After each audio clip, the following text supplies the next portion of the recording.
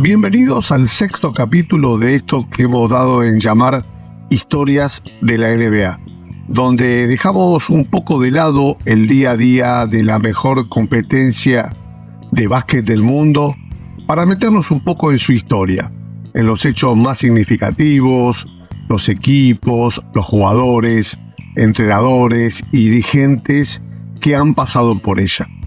Hoy vamos a hablar de los Boston Celtics de las décadas de los años 50 y 60 que sometieron al resto de la NBA por esos años. Comencemos entonces. Fundado en 1946 y siendo uno de los pocos equipos que participa en la competencia desde el primer año de existencia de la NBA, los Boston Celtics, con sus 18 campeonatos al día de hoy, agosto del 2024, que cuando estoy grabando este capítulo, son el equipo más laureado de la historia de la NBA. Desde el 9 de abril de 1959, cuando los Celtics sumaron el segundo anillo de su historia, cuando barrieron a los Lakers, hasta el 24 de abril de 1967, fecha en la que Filadelfia se llevaba su segundo título, pasaron 2.937 días. 8 años y 2 semanas en las que la franquicia de Red Auerbach, Bill Russell, Bob Cousy y compañía nunca abandonó el trono de campeón. Más de 8 años sin perder el anillo. De los 10 títulos repartidos en los años 60, Boston ganó 9, sin importar si el rival se llamaba Lakers, Warriors o Hawks. Es la mayor dictadura jamás vista en la historia de la NBA. Esta racha ganadora propició que algunos jugadores consiguieran tal cantidad de anillos de campeón que difícilmente puedan ser alcanzados algún día. Bill Russell con 11 anillos, los últimos 2 encima conseguidos como jugador y como entrenador. Bueno, Bill Russell es el jugador más laureado en la historia de la NBA. Detrás de él se encuentran Sam Jones, que tiene 10 anillos, y John Havlicek, Tom Hewson, Casey Jones y Tom Sanders, todos ellos con 8 anillos cada uno. Esos Celtics de los años 50 y 60 son el único equipo de un deporte profesional de Estados Unidos que ha ganado 8 títulos consecutivos. Bueno, estos fueron entre 1959 y 1966. La verdad que es una cifra que hoy suena a ciencia ficción. Seguramente porque lo es ciencia ficción. En la NBA, hasta los three-peats, que son esos 3 anillos que llegaron en forma consecutiva, son rara avis. Porque además de esos Celtics, solamente los Lakers, en la época de los primeros años de la NBA con George Mikan, que lo han logrado, y después en el tramo con Kobe Bryant y Shaquille O'Neal entre el 2000 y el 2002, o los Bulls de Michael Jordan, que lo hicieron 2 veces entre 1991 y 1993, y después de 1996 a 1998, bueno, son los únicos que han podido hacer un three-peat. Nadie más. Nunca. Aquellos Celtics son además los únicos con 10 finales consecutivas, de las que ganaron 9. Una verdadera locura. Los 60 fueron la primera gran época de superestrellas de la liga. Varios nombres propios representaron el mayor atractivo de la competición, algo que no pasaba desde que había sucedido el retiro de George Mikan. Jerry West, Bob Pettit, Will Chamberlain, Oscar Robertson, Al Greer, Jerry Lucas, Willie Reed o Rick Barry, por ejemplo. Todos ellos fueron leyendas y son leyendas de la competición, y todos fueron y son miembros del Salón de la Fama, y todos de alguna u otra manera dominarían estadísticamente la NBA durante esa década. Bueno, ante todos ellos tuvieron que competir los Celtics de Red Auerbach. Competir y ganar, obviamente. Podríamos poner como la piedra fundacional de estos Celtics al día de la llegada del arquitecto de la obra, el gran Red Auerbach. Auerbach, que era un ex coach de los Washington Capitals y de los Tri-City Blackhawks, llega a Boston en la temporada 50-51. El básquet, como lo contamos en el primer capítulo de este podcast, lo inventó en 1891 James Naismith, en la ciudad de Springfield, Massachusetts. Esto es a menos de 145 kilómetros de Boston. Y si trazamos una línea que partiera en dos la historia de este deporte, esos años en los que Red Auerbach fue entrenador de los Celtics estarían en la mitad.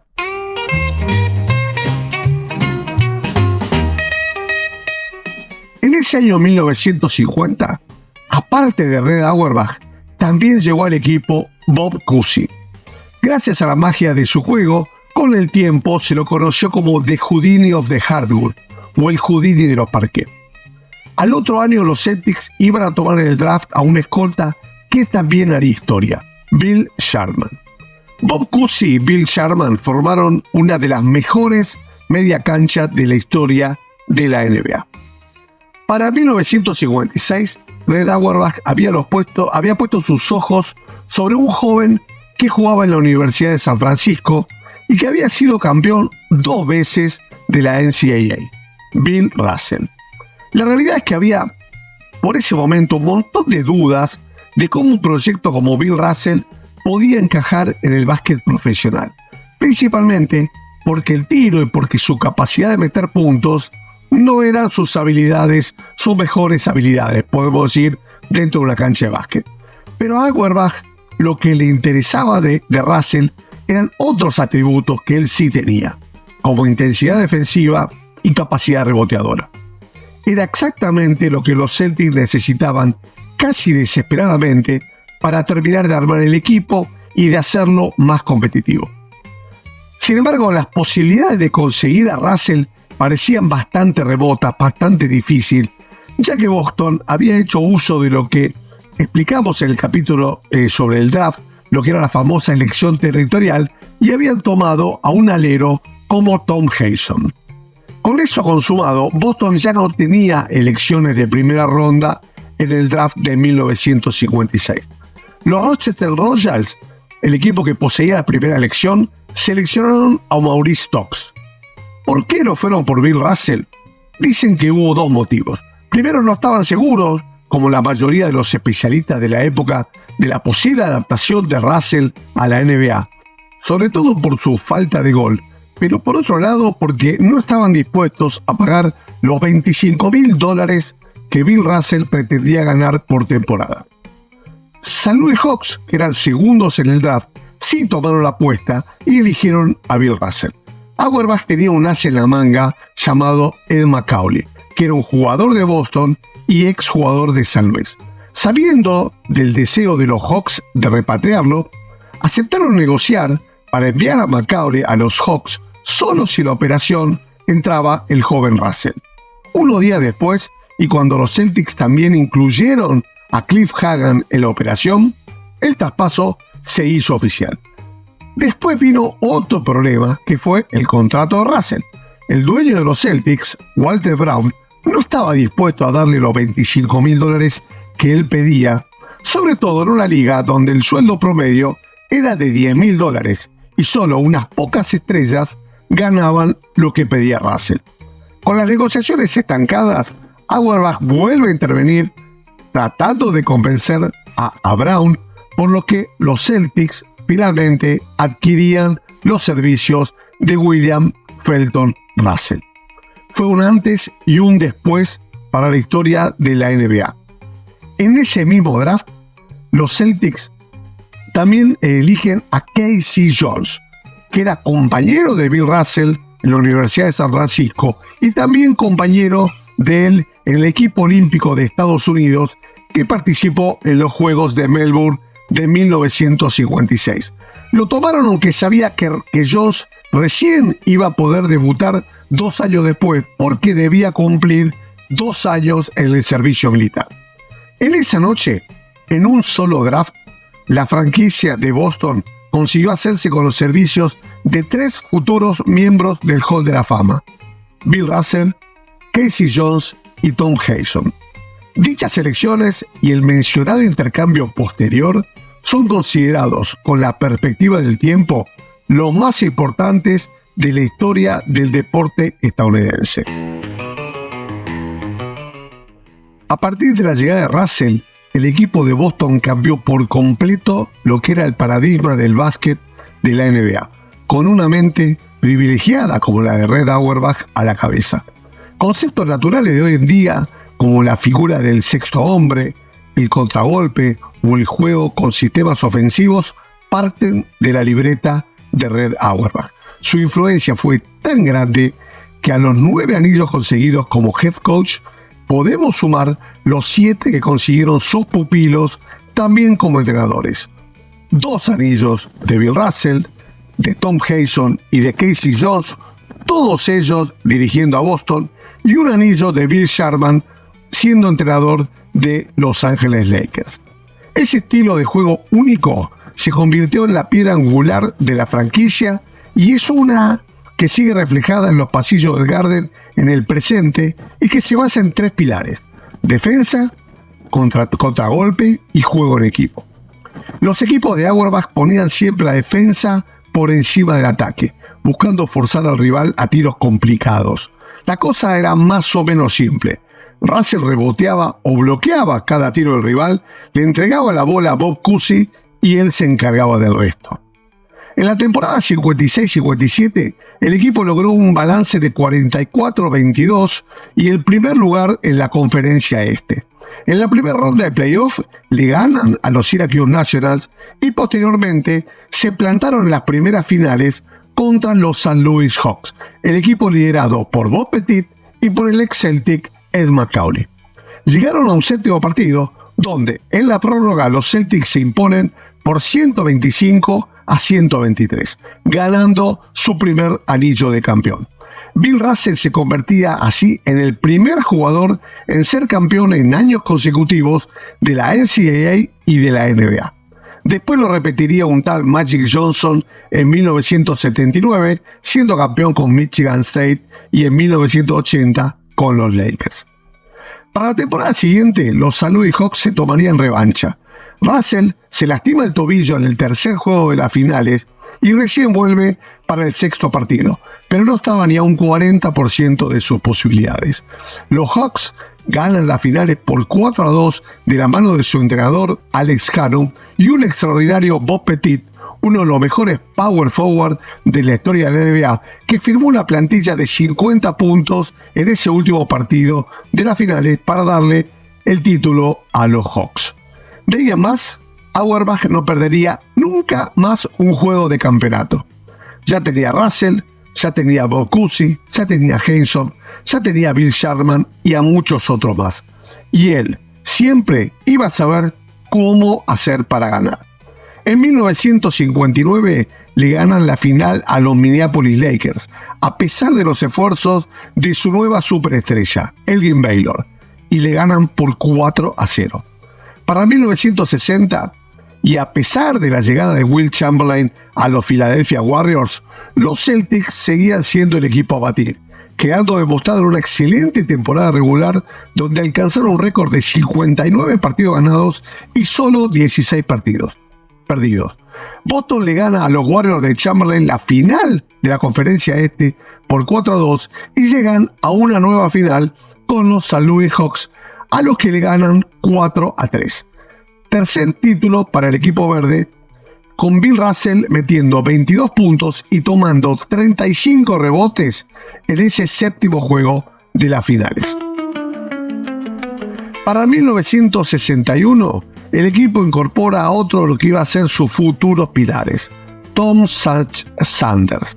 Nuevamente ganan el este con récord de 57-22 y vuelven a jugar las finales con los campeones del oeste, los St. Louis Hawks, a los que derrotan 4-1. Cuarto título para los Celtics. Los campeonatos de estos primeros años estuvieron caracterizados por la importancia de los mismos jugadores.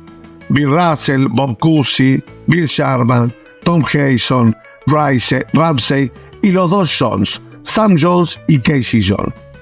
Al acabar esta temporada, se retiraba Bill Sharman. 1962 es la temporada donde Wilt Chamberlain rompe todos los récords habidos y por haber en el básquet profesional. El 2 de marzo, en un partido contra los New York Knicks, convierte el récord aún vigente de 100 puntos en un partido. Es en esa temporada en la que juega todos los minutos de su equipo, salvo un partido en que sale a falta de 8 minutos del tiempo reglamentario. Termina con 48.5 minutos de promedio por partido y la friolera de 50 puntos y casi 26 rebotes de promedio. Chamberlain marcaba récord tras récord que no se iban a alterar por décadas. De hecho, algunos de ellos continúan hasta el día de hoy. Pero a pesar de eso, eran los Celtics los que, continuando con su dinastía, volvían a ganar la división este con 60 partidos y metiéndose en las finales después de derrotar a los Philadelphia Warriors de Chamberlain por 4-3.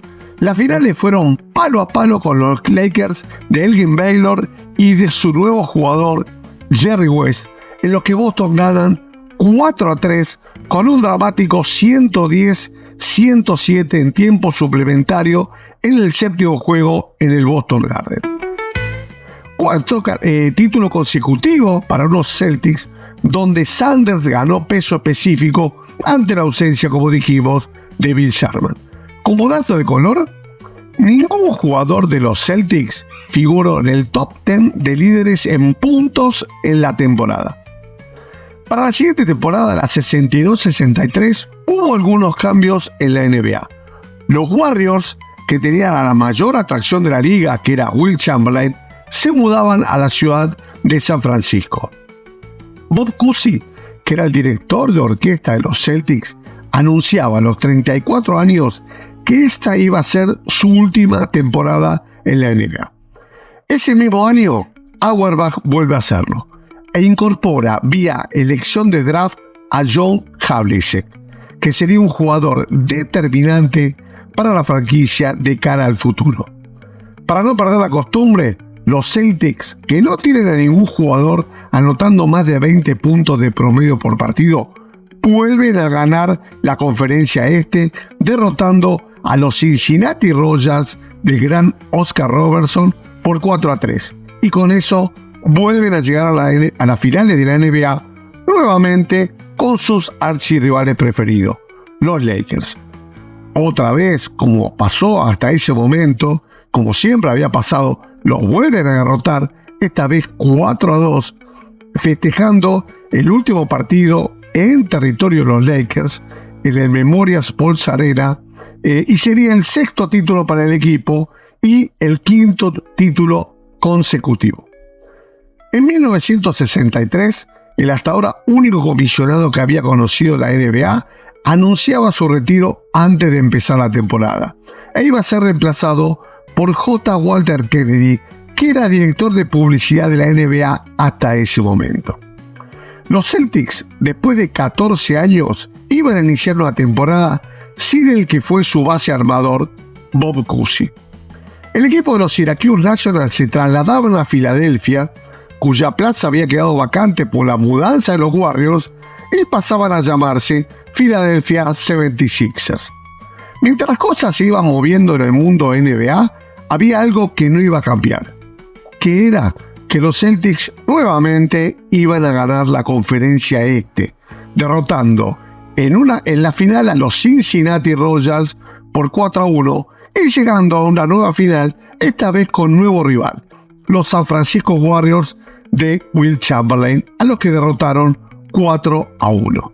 Séptimo título para Red Auerbach y los Celtics, 6 de ellos consecutivos. Este título fue uno de los que más fácilmente ganaron estos Celtics. Y la pregunta del ambiente era, ¿habrá alguien capaz de ganarles? Auerbach dijo tiempo después que la mentalidad había ido cambiando. En un principio la motivación era ganar un título, y en ese momento la motivación pasaba por ser el mejor equipo de la historia. Eso era lo que los estimulaba y eso era lo que los llevaba a querer seguir ganando. Para el comienzo de la temporada 1964-1965, y en pos de restar dominancia al juego interior y mantener el juego abierto y más dinámico, la zona pintada pasaba de 12 a 16 pies de ancho.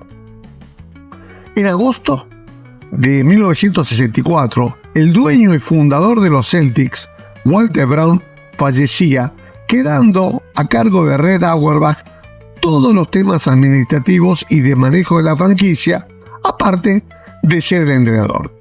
Ni esto ni nada iba a sacar a Boston de sus objetivos. ¿Y ese objetivo cuál era? Seguir ganando. Para el fin de semana del All-Star Game del año 1965, y por motivos exclusivamente económicos, los San Francisco Warriors iban a traspasar a Wilt Chamberlain a los Philadelphia 76ers, a cambio de 3 jugadores y dinero en efectivo. Eso trajo aparejado el regreso de Chamberlain a la conferencia este para tener que volver a lidiar nuevamente con Bill Russell varios partidos al año. Una temporada de 62 juegos ganados en temporada regular, nuevamente batiendo récords, ponía a los Celtics como el mejor equipo del este e iban a ganar las finales de conferencia en una épica batalla por 4-3 a los 76ers del ahora nuevo jugador Wilt Chamberlain. Cada equipo iba a ganar sus partidos de local y fue Boston el que ganó el juego séptimo por un punto con un famoso robo en el último segundo de John Havlicek. Esto los ponía en otra final y otra vez contra los odiados Lakers, que no tenían a Elgin Baylor, uno de sus mejores jugadores porque estaba lesionado, y a los que derrotaron nuevamente 4-1. Octavo título para los Celtics, séptimo consecutivo, en un equipo encabezado todavía por Sam Jones, Casey Jones, John Havlicek, Bill Russell, Zach Sanders y Tom Hayson, quien se iba a retirar al acabar esta temporada. Este equipo de Boston de la temporada 64-65 fue elegido por la NBA como uno de los 10 mejores equipos de la historia. ¿Habrá más?, se preguntaban todos en la NBA.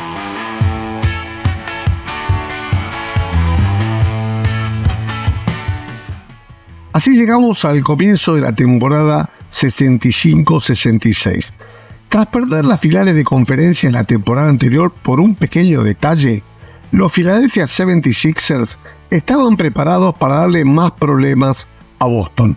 Un novato de la Universidad de North Carolina, Bill Cunningham, trajo contribuciones inmediatas en ambos lados de la cancha para ayudar a Chamberlain, Chet Walker y Lucius Jackson en el juego interior, mientras que Al Green y Wally Jones manejaban la media cancha del equipo de Filadelfia. Durante esta temporada, esos 76ers ganaron 6 de 10 partidos a los Celtics, terminando primeros en la conferencia este y despojando del título divisional por primera vez en 10 años al equipo verde. Cuando llegaron los playoffs, y para sorpresa de todos, Red Auerbach anunciaba al mundo del básquet que al terminar esa temporada se iba a retirar como entrenador y solo quedaría al mando del manejo de la franquicia como general manager. En la primera ronda de playoff, los Celtics batallan duro y terminan ganándole a los Cincinnati Royals.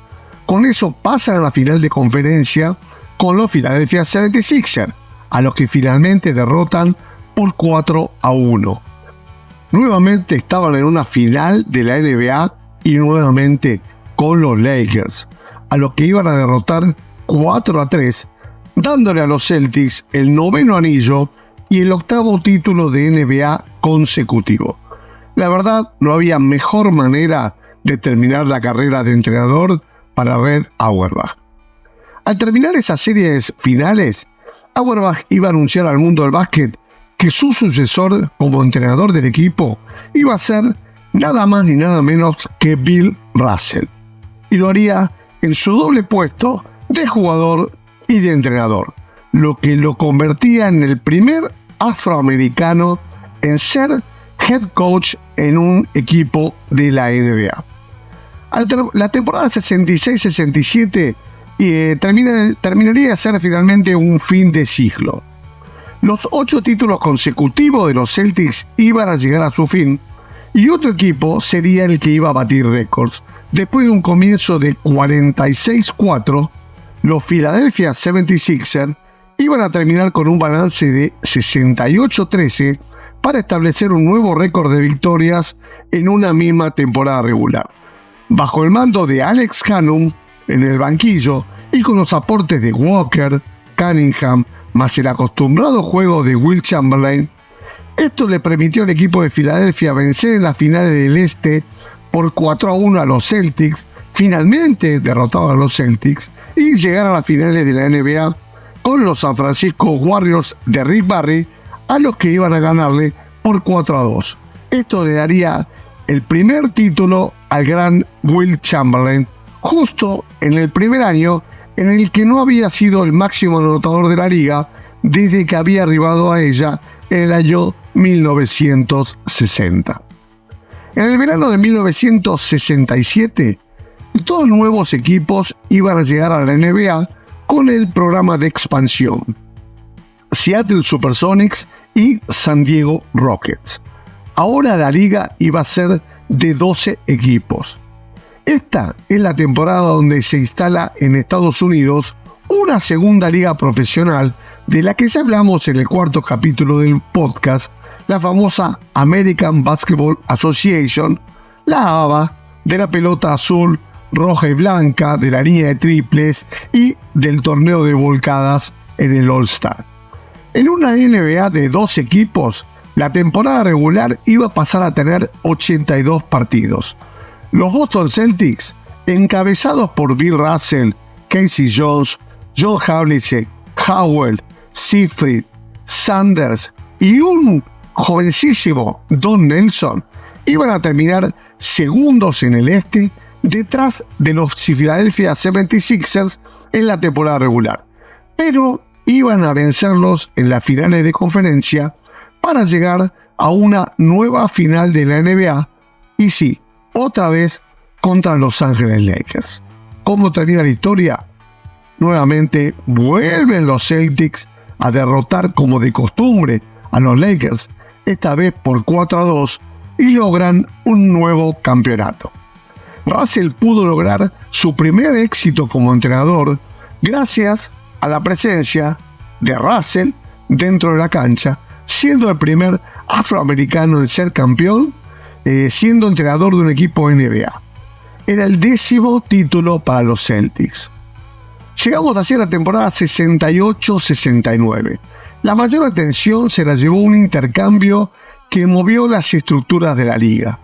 Wilt Chamberlain iba a llegar a Los Ángeles Lakers a cambio de 3 jugadores y se sumaba al dúo dinámico que ya tenían los Lakers, que eran con Jerry West y Elgin Baylor. Lo que todos se preguntaban era si ahora, con un Big Three, uno de los primeros Big Three de la historia, estos Lakers finalmente podrían batir a los multicampeones Celtics en las finales de la NBA. Otros 2 nuevos equipos que habían llegado a la liga: Milwaukee en la conferencia este y Phoenix Suns en la del oeste. La NBA tenía ahora 14 equipos. Una temporada regular muy floja de Boston, la peor en 15 años, los puso cuartos en el este, y la verdad con bastante dudas de cara a lo que era el inicio de los playoffs. Pero sí, los Celtics lo volvieron a hacer. Derrotaron 4-1 a Filadelfia en la primera ronda de playoff y 4-2 a los New York Knicks en las finales de conferencia, para llegar a una nueva final. Y sí, otra vez con los eternos rivales, otra vez Los Ángeles Lakers, que ahora venía con su extraordinario Big Three, que esperaba vengarse de tantas derrotas sufridas en estos últimos 15 años. Los 6 primeros partidos de esas finales fueron ganados por los equipos locales. La cosa llegaba a un 7º partido, pero esta vez se iba a jugar en la ciudad de Los Ángeles. Los Lakers por primera vez iban a definir de local. Pero ¿qué pasó? Pasó que lo que pasaba siempre. Los Celtics, que tenían ese carácter que los hacía únicos, iban a lograr ganar 108-106 ese séptimo partido. Cientos de globos colgando del techo del Forum para los festejos de los locales nunca llegaron a ver la luz. Significó el 11º campeonato para Boston en 13 años, algo jamás alcanzado por ningún equipo en la NBA, ni antes ni después, obviamente. Tras ese título, ahora sí, una época llegaba a su fin. Bill Russell se retiraba como jugador y como entrenador. Cargo este último que iba a ocupar desde ese momento Tom Hazell, sí, otro exjugador de Boston. Sin Russell, también sin Sam Jones, que se había retirado, Boston iba a terminar sexto en el este y ni siquiera iba a entrar a los playoffs. Salvo por Havlicek y por Don Nelson, los Celtics eran un equipo envejecido que sí o sí debía reconstruirse. Y el equipo empezaría a reconstruirse como lo hizo siempre, vía draft. Llegarían en años consecutivos Don Chaney, JoJo White y principalmente la llegada de un joven y prometedor pivot en el draft de 1970, Dave Cowens, era lo que empezaban a darle otra fisonomía al equipo de los Celtics. Necesitaron unos pocos años para volver a la senda triunfal.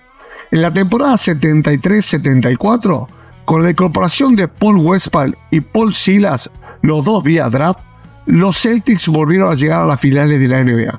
Esta vez contra los Milwaukee Bucks de Kareem Abdul-Jabbar, que por ese entonces jugaban en la Conferencia Este y a los que derrotaron por 4-3.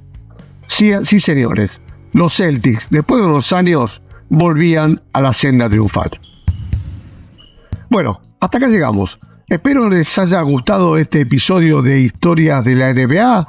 Recuerden suscribirse, darle like al video y activar la campanita para recibir notificaciones de próximos capítulos y sobre todo compartirlo con conocidos y amigos, porque eso ayuda y mucho para la difusión y la verdad que nos ayuda también a seguir produciendo contenido como este que estamos haciendo. Los esperamos pronto en otro capítulo en el que vamos a hablar del NBA Hall of Fame. Muchas gracias por estar ahí y los espero pronto.